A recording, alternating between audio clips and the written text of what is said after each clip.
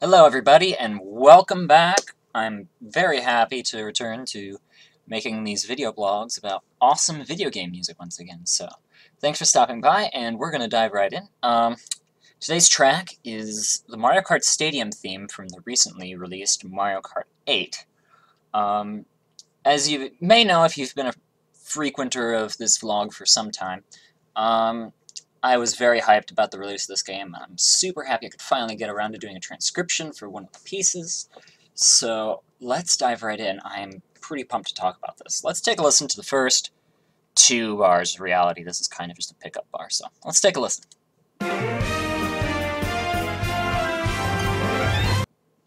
Alright, well, first thing you might notice is I didn't write in that little woodwind flourish. Because that's a lot of black and it would take up a lot of space. But basically what that is it goes from about, ish from like D to G to this G to this G up to C on beat 1 of the next bar, in case you were wondering. And that happens, I think, 2 more times in the track, so always when coming back into this section. Alright, moving on, let's talk about the most important, one of the most important things of really any Nintendo composition at all is the idea of modal mixture. If you've been on this blog for a while, you'll know that I've talked about it a lot because it's really common in this kind of music and it's always cool, at least to me. I always love it. Basically, I'll sum it up for those of you who are new or just returning or don't remember, or just want to learn it again. It's basically the combination of minor chords in a major key, or swapping out major chords in a minor key, switching between those two freely and at will to create something that isn't exactly either, but usually it's mostly one thing. Like, this is very clearly a major key we're in, but just borrows very heavily from minor chords to create different colors. And we'll see that here in this intro because we're using these sus chords that we rise up chromatically through. So we have this, the main chord of this bar is going to be the F sus chord, or this E flat triad over an F in the bass, and then it rises chromatically to this chord, which is a G sus, or an F triad written over a G. And you'll see, obviously, you can, and when we're in C major, which, spoilers, this song's in C major, when we're in this key, it's pretty obvious to tell when you're doing a modal mixture because you see flats. Flats are kind of your key when you're in, a no sharp, no flat key that something's up, and we'll see that throughout the tune. So we're heavily using this E flat, and we're using this B flat, borrowing the E flat chord from minor, and then we move up, and then we see the very clear indication that we're going to be in C major for the rest of the tune is that we get this this E natural here. Alright, moving on. I hope that was a good summation. And we will listen onwards to part A.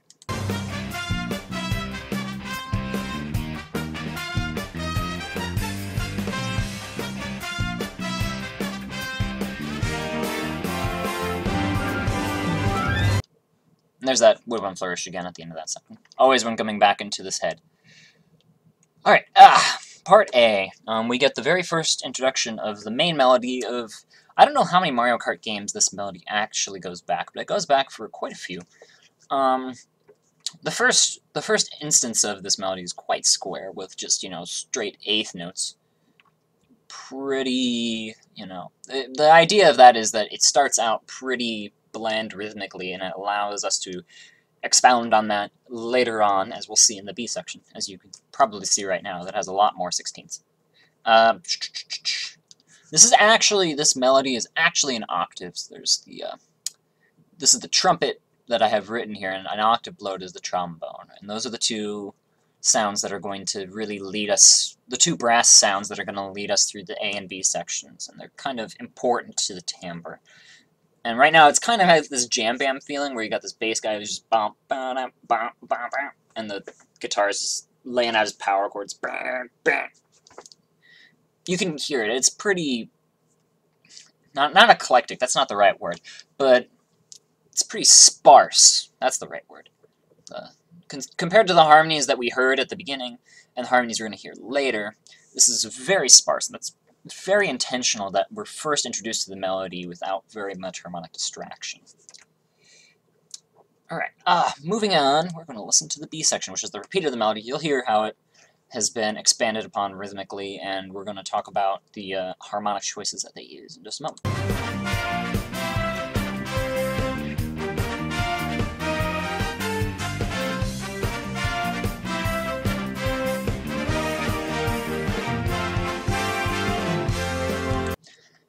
I love that chord at the end there. B section. You can see that obviously syncopation is super important in this kind of pop, jam rock, kind of jazzy pop, I like to call it, more than anything. Jazzy pop rock, I think, is the best way to kind of describe this tune, if we're going to label it with a genre other than video game music. Alright, we're going to talk about these voicings, first of all. All of the horns enter in here, which is going to just create a denser sound, and you can hear it, but it's still quite clean, technically. One thing I forgot to talk about in A is that we're kind of following this pattern harmonically of just on the macro sense. We're like a 5, 1, and like elongated 5 to 1, and this melody here, it highlights the arpeggio, like of a G minor 7, boop boop doo doo, and then it goes ba boop ba doo ba, answers right back, boop boop doo ba, ba ba da da, boop doo doo da, ba doo ba. It's very smartly melodically written. That it just is. You'll hear this in your music history, or you'll hear this in your composition courses, the idea of call and responses. This is the call, ba-do-do-dot, and the response is ba-do-ba-do-ba. And it acts on this kind of macro just 5 to 1, even though that isn't actually what the harmony is. It just follows this very dominant tonic feel. Now that I got part that I forgot about A out of the way, we can talk about B and the voicings they use here. So basically we have this B flat over C to C over C as the resolution. So it's D da, and then we go to ba ba boo boo ba. And again, it's just fa. I'm so tone deaf right now. It is just macro 5 to macro 1, elongated 5 to 1, or to macro 5 to 1, and it's just this ebb and flow feeling. Now, what I do want to mention, though, is this bar 15 and how it is written compared to these bars. And we're going to quickly talk about a concept that most arrangers should be familiar with, but if you're not, I highly suggest that you consider it, is the idea of open versus closed voicings. For those of you who aren't familiar, a closed voicing is literally exactly as small of a voicing you can write for a specific particular chord. So this G minor chord here, that is as small as you can write it. It's as close together as a G minor can sound in this inversion.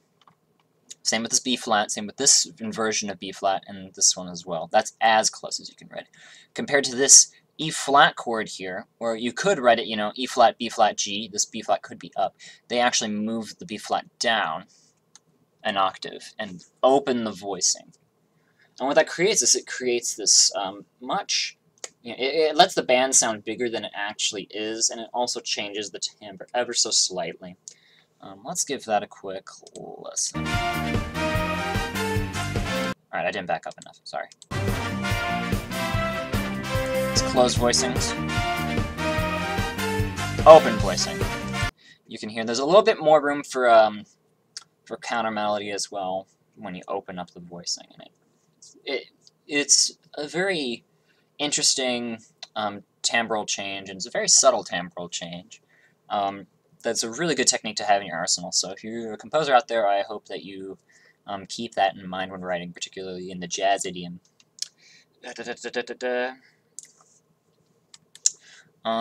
So we break out of this homophonic texture here when we get to this bar. This is bar 18. And the melody moves to octaves, and then the rest of the horns who aren't on the melody move to these pads. And they're going to set us up for the C section. And so let's build into that. We'll try to start it as close as we can to bar 16. Well, I guess that's where I stopped-ish, so.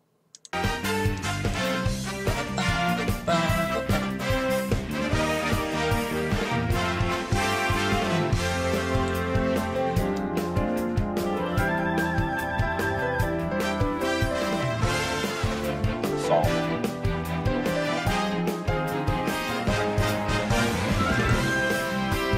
Alright. I love this B section. It's labeled the C section due to the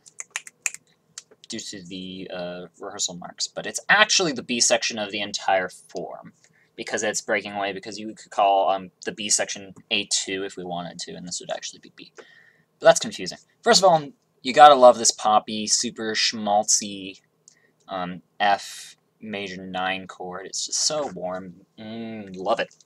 The cool thing about this section is the change in timbre, which is even more drastic than before, because they use a compositional technique another one that I really like, that my teachers have told me about, is the concept of changing from winds to strings.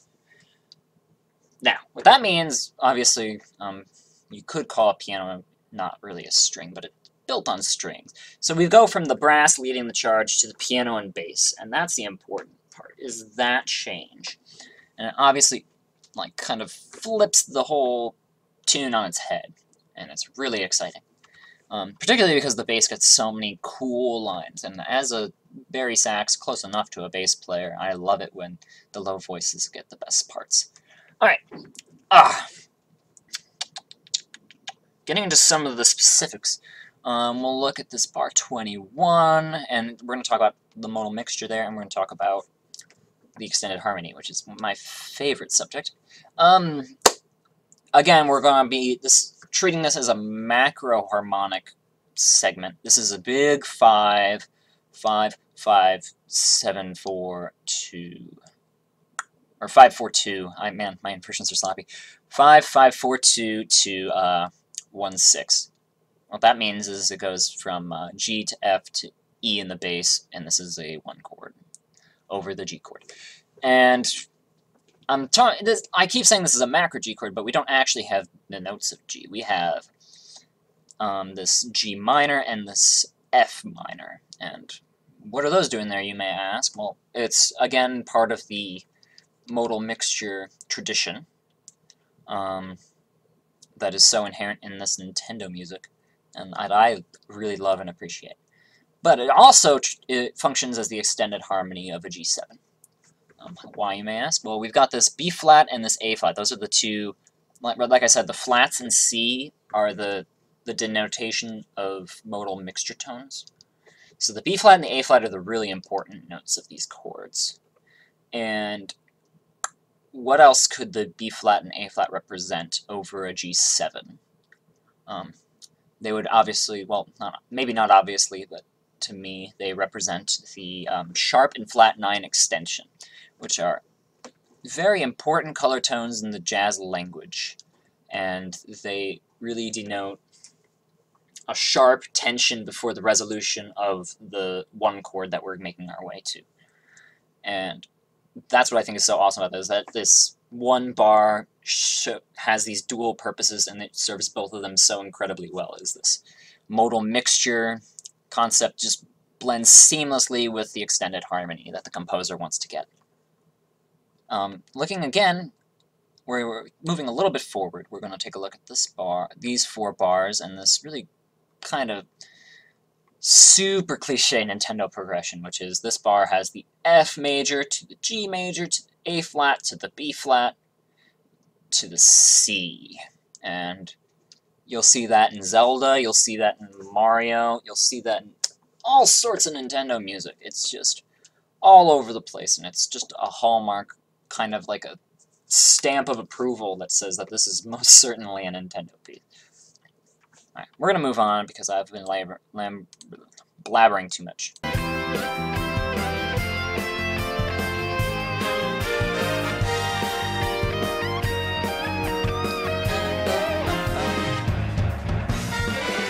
Before we get to the exciting conclusion, we will talk about this D section. Continuing the trend of the A section gets the horns, and the macro B section gets the strings. The guitar now leads the charge here in this D section with this melody that follows a pretty, you know, semi-cliche to start chord progression, which is the C to E to F to, and then when we get to the modal mixture part where it kind of breaks out of the cliche. This is 1 to 1 6 to 4, and then we get to our modal mixture notes, which is the A flat, the B flat, and then we get back to G minor. And so, this melody, I can't think of anything that this melody actually is,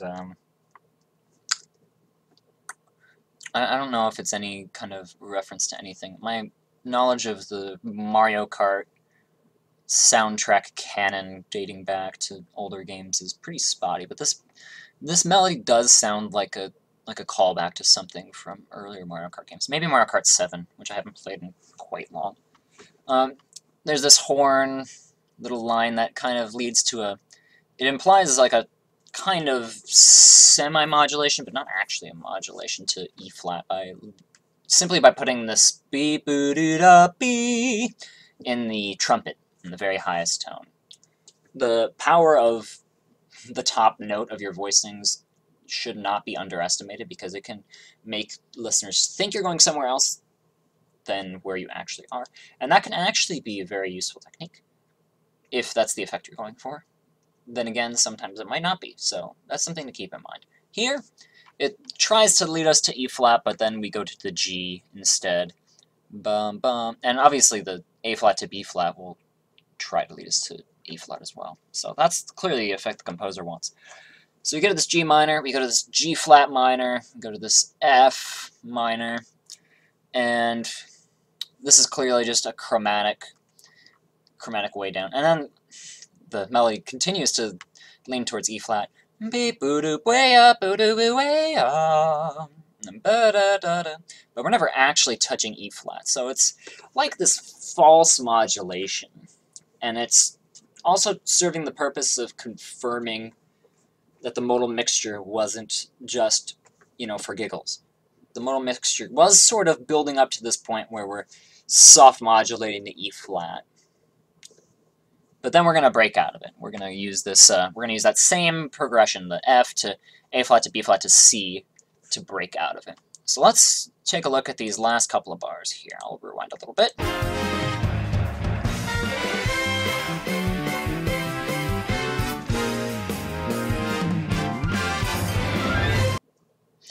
Cool. The last 4 bars of this are probably one of my favorite parts of the whole thing. Other than that measure 21 that we talked about earlier, this is probably my favorite part. We've got these strikes and the high strings, ba-dum, ba-dum, ba-dum, ba-dum, and the bass once again takes the lead, which is awesome. And here we're breaking out hard from the modal mixture with flats, and you'll see some sharps rear their ugly heads. And what could those be doing there?